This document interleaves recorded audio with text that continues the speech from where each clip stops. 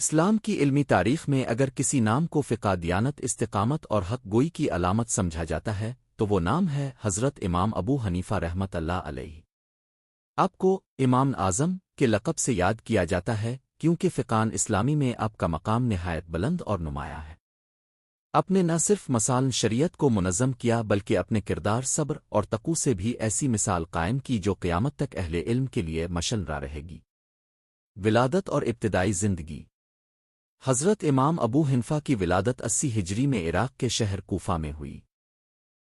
آپ کا اصل نام نعمان بن ثابت تھا۔ آپ کا خاندان تجارت پیشہ تھا اور آپ بھی ابتدا میں کپڑے کا کاروبار کرتے تھے، مگر اللہ تعالیٰ نے آپ کو غیر معمولی ذہانت اور گہری بصیرت عطا فرمائی تھی۔ بچپن ہی سے آپ میں دیانت اور سچائی نمایاں تھی۔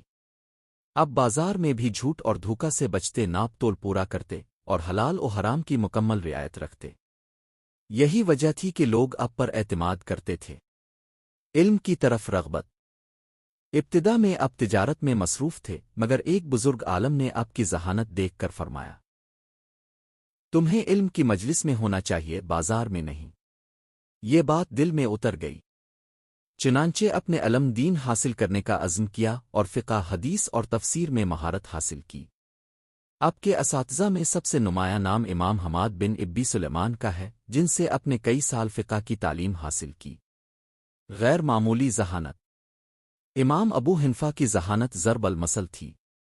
آپ پیچیدہ مسائل کو سادہ انداز میں حل کرتے تھے۔ جب کوئی نیا مسئلہ پیش آتا تو آپ قرآن و سنت کی روشنی میں غور کرتے، پھر صحابہ کے اقوال دیکھتے اور آخر میں قیاس سے کام لیتے۔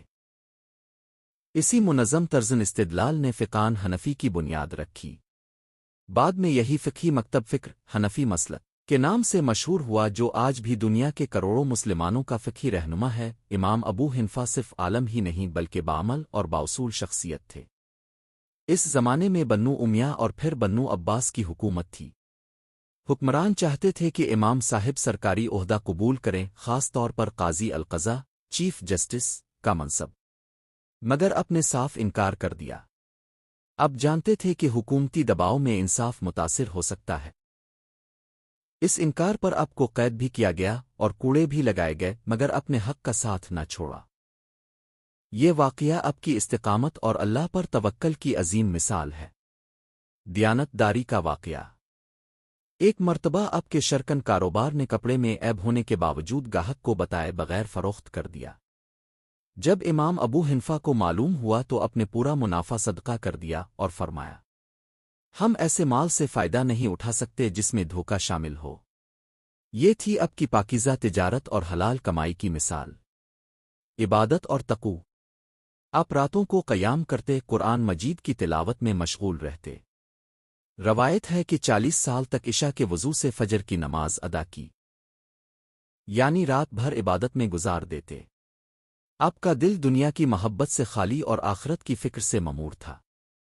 شاگرد اور علمی خدمات۔ آپ کے ہزاروں شاگرد تھے، مگر ان میں 2 نام خاص طور پر مشہور ہیں: امام ابو یوسف، امام محمد بن حسن الشیبانی۔ ان شاگردوں نے آپ کے فقہی اصولوں کو مرتب کیا اور پوری دنیا میں پھیلایا۔ 150 ہجری میں بغداد میں آپ کا وصال ہوا۔ روایت ہے کہ آپ قید ہی میں تھے جب دنیا سے رخصت ہوئے۔ آپ کے جنازے میں لاکھوں افراد شریک ہوئے۔ کئی مرتبہ نماز جنازہ ادا کی گئی کیونکہ لوگ بڑی تعداد میں آتے رہے۔ علم کے ساتھ دیانت ضروری ہے۔ حق بات پر ڈٹ جانا ہی اصل کامیابی ہے۔ حلال کمائی عبادت ہے۔ حکومت کی خوشنودی سے زیادہ اللہ کی رضا اہم ہے۔ شاگرد تیار کرنا بھی ست جاریہ ہے۔ حضرت امام ابو حنیفہ کی سیرت ہمیں بتاتی ہے کہ ایک سچا عالم صرف کتابوں کا نہیں بلکہ کردار کا بھی امام ہوتا ہے۔ آپ کی زندگی علم، عمل، تقوی اور استقامت کا کامل نمونہ ہے۔